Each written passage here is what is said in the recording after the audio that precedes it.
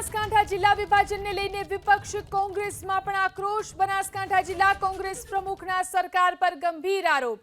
થરાદના 2-5 contractor અને ઉદ્યોગપતિઓને રાજી રાખવા માટે તેને જિલ્લો જાહેર કરાયો।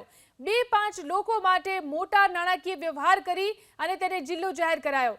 બનાસકાંઠા જિલ્લા કોંગ્રેસ પ્રમુખ ભરતસિંહ વાઘેલાએ જાહેર સભામાં આ આરોપ લગાવ્યા। તો કાંકરેજ, દિયોદર અને ધાનેરાના દ્રશ્યો છે કે જ્યાં વિરોધ જોવા મળી રહ્યો છે। કાંકરેજમાં પણ વિરોધમાં વેપારીઓ અને સ્થાનિકો ઉમટ્યા, તો દિયોદરની અંદર પણ વિરોધ જોવા મળી રહ્યો છે। અહીં પણ લોકો એકત્રિત થઈ રહ્યા છે, આવેદનપત્ર આપી રહ્યા છે અને વિરોધ કરી રહ્યા છે। ધાનેરામાં પણ આ જ પ્રકારના દ્રશ્યો જોવા મળી રહ્યા છે।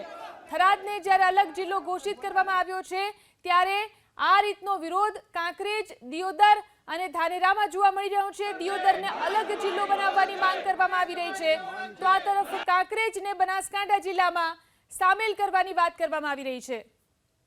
થરાદના 2-5 કોન્ટ્રાક્ટરો અને ઉદ્યોગપતિઓને ત્યાંના લોકોને રાજી રાખવા માટે બિલ્ડર લોબીએ મોટા હપ્તા આપી આ બિલકુલ સ્પષ્ટ મોટો નાણાકીય વ્યવહાર થયો અને નાણાકીય વ્યવહારના દ્વારા આ વિસ્તારને અન્યાય થયો છે। ત્યારે હું અહીંની વિસ્તારની પ્રજાને, યુવાનોને પણ વિનંતી કરું છું કે આપણે સૌએ ઉગ્ર આંદોલન પણ કરવું પડે, લડાઈ લડવી પડે, હજી આપણે સંપર્ક કરવો પડે। આપણે 2-4 દિવસની મુદત આપી અને હું વેપારીઓને પણ વિનંતી કરીશ, પ્રજાને, અને કોઈ પણ જિલ્લો બનાવતા પહેલા તેના આગેવાન, કાર્યકર્તા, પ્રજા, લોકોનો જનમત લેવો પડે।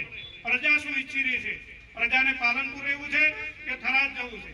પ્રજાને દિયોદર જિલ્લો જુએ છે કે પ્રજાને થરાદ જિલ્લો જુએ છે? આ રીતે ચર્ચા કરીને જો કર્યું હોત તો કદાચ આવડો મોટો આક્રોશ ન હોત। આખા જિલ્લાની અંદર આજે હું ગામડાઓમાંથી આવતો તો ત્યાંના લોકો પણ નારાજ છે।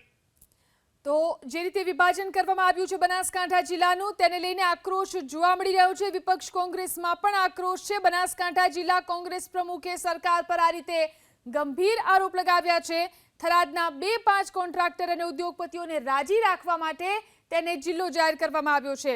2-5 લોકો સાથે મોટો નાણાકીય વ્યવહાર કરી અને જિલ્લો જાહેર કરાયો છે તેવો સ્પષ્ટ આરોપ તેમણે કર્યો। બનાસકાંઠા જિલ્લા કોંગ્રેસ પ્રમુખ ભરતસિંહ વાઘેલાએ જાહેર સભાની અંદર આ પ્રકારે આરોપ લગાવ્યા છે।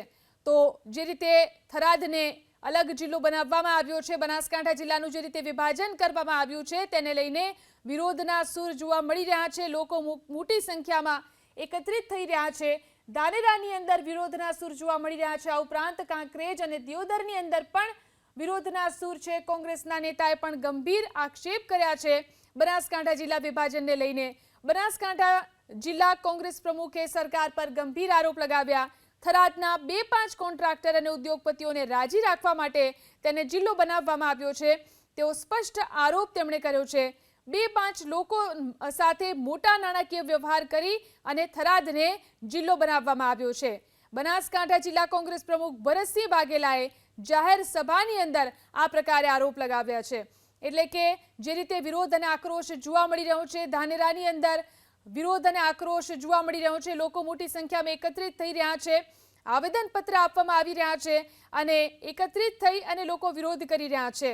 બનાસકાંઠા જિલ્લાના વિભાજનને લઈ અને વિપક્ષ કોંગ્રેસ પણ આક્રોશમાં છે અને આ રીતે વિરોધ પ્રદર્શિત કરવામાં આવી રહ્યો છે। આ સાથે જ ગંભીર આરોપો પણ લગાવવામાં આવી રહ્યા છે। થરાદના 2-5 કોન્ટ્રાક્ટર અને ઉદ્યોગપતિઓને રાજી રાખવા માટે થઈ અને તેને જિલ્લો બનાવવામાં આવ્યો છે તેવા સ્પષ્ટ આરોપ કોંગ્રેસના નેતા કરી રહ્યા છે। તો એક તરફ ધાનેરાની અંદર વિરોધ પ્રદર્શન અને વિરોધ જોવા મળી રહ્યો છે। સ્થાનિક નેતાઓ મોટા પાયે વિરોધ કરી રહ્યા છે, તેમની સાથે સ્થાનિક વેપારીઓ અને આગેવાનો પણ જોડાયા છે। ધાનેરાને જે રીતે થરાદ જિલ્લાની અંદર સમાવેશ કરવામાં આવ્યો છે તેને લઈને અહીં મોટા પાયે વિરોધ જોવા મળી રહ્યો છે।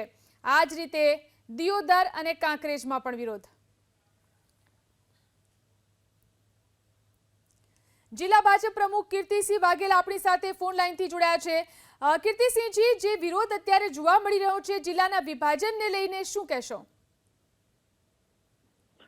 સૌપ્રથમ તો રાજ્યના મુખ્યમંત્રી માન્ય શ્રી ભૂપેન્દ્રભાઈ પટેલ સાહેબ અને ગુજરાત સરકાર, ભારત સરકારનો હૃદયપૂર્વક આભાર વ્યક્ત કરું છું કે બનાસકાંઠાના લોકોની લાગણીને માગણીને ધ્યાનમાં રાખી બનાસકાંઠા જિલ્લાનું વિભાજન કર્યું છે અને બનાસકાંઠા એક મોટું ક્ષેત્ર અને સાથે સાથે મોટી જનસંખ્યા ધરાવતો જિલ્લો હતો અને જિલ્લાના વિભાજન બાદ બંને જિલ્લા બનાસકાંઠા અને વાવ થરાદના લોકોની સુખાકારી, જનકલ્યાણ અને જનહિત અને જનકલ્યાણના કામોના માધ્યમથી લોકોની પ્રગતિ થશે અને જિલ્લાનો વિકાસ થશે. કીર્તિસિંહજી, કોંગ્રેસનો સ્પષ્ટ આરોપ છે કે 2-5 લોકોને રાજી રાખવા માટે થઈને થરાદને જિલ્લો બનાવ્યો છે અને ભૌગોલિક પરિસ્થિતિ કે ભૌગોલિક જે અત્યારે જે બનાસકાંઠામાં જોવા મળી રહ્યું છે તેને ધ્યાનમાં લેવામાં નથી આવી રહ્યું. કોંગ્રેસ ઉદ્યોગપતિ આધારિત પાર્ટી ચાલી છે એટલે એને સ્વાભાવિક છે કે જેની 10 ટીવી 20 ટીવી દેખાય. ભારતીય જનતા પાર્ટી હંમેશા માટે પ્રજા માટે, પ્રજાના જનહિત અને જનકલ્યાણના કામો માટે કામ કરે છે. બનાસકાંઠાના લોકોની માગણી હતી, લાગણી હતી એને ધ્યાનમાં રાખી અને જિલ્લાનું વિભાજન થયું છે. કીર્તિસિંહજી, કેટલાક જે સ્થાનિક ભાજપના નેતાઓ છે, ભાજપના અગ્રણીઓ છે, તેઓ પણ વિરોધમાં જોડાયા છે.